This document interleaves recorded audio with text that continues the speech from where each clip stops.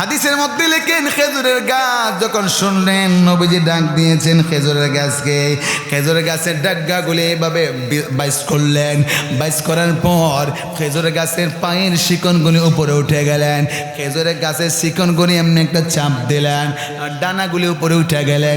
খেজুরের গাছটা একটা মূর্ছা দিয়া গাছটা আলগা হয়েছে।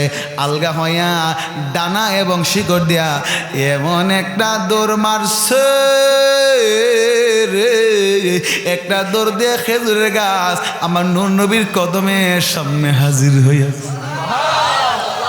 আমার নবীর সামনে হাজিরে বলে, নবী গো ইয়া রাসূলুল্লাহ, আপনি নবী মনে আমাকে ডেকেছেন।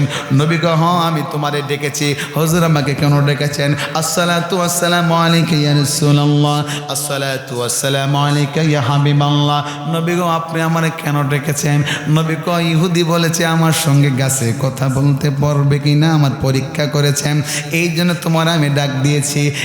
এর গাছ তুমি যেখান থেকে আসছিল ওই পাহাড়ের সেখানে চলে যাও। খেজুরের গাছটা ব্রেক করে একটা উড়াল মারলেন, একটা দৌড় দিয়া যেখান থেকে খেজুরের গাছটা আসছিল ওইখানে গাছটাকে বসে গেলেন। ইহুদি ডাক দেখো, যেই নবী গাছের সাথে কথা বলতে পারে, যেই নবীর নাম শুনে খেজুর গাছ উড়াল দিতে পারে, আমি বিশ্বাস করি যে উনি আল্লাহর নবী।